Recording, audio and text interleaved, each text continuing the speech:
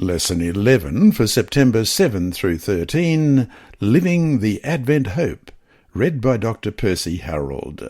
Wednesday, September 11, Judgment Hope. Question, read Ecclesiastes chapter 8, verse 14. In what ways do you see the stark and powerful reality of what is written here? Ecclesiastes 8, beginning at verse 14. There is a vanity which occurs on earth, that there are just men to whom it happens according to the work of the wicked. Again, there are wicked men to whom it happens according to the work of the righteous. I said that this also is vanity. While suffering, oppression, and tragedy are hard enough to bear in their own right, the injury or insult is harder still if it appears to be meaningless and unnoticed. The possible meaninglessness of sorrow is heavier than its initial burden. A world without record or final justice is the ultimate in cruel absurdity. No wonder atheist writers in the 20th century lamented about what they believed was the absurdity of the human condition.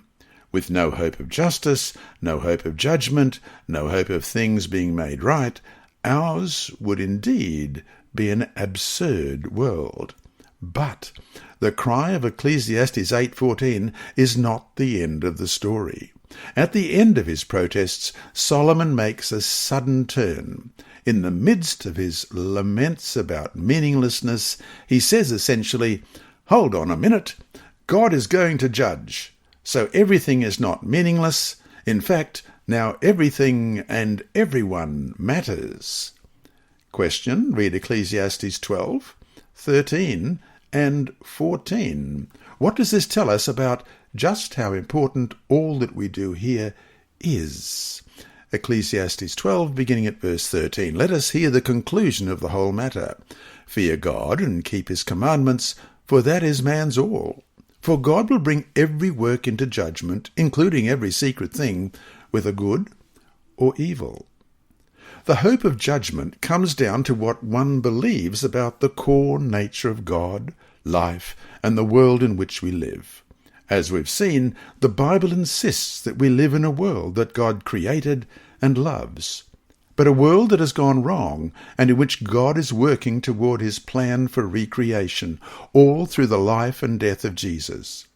God's judgment is a key part of his setting our world right. For those on the receiving end of so many of the world's wrongs, those who have been marginalized, brutalized, oppressed, and exploited, the promise of judgment is surely good news.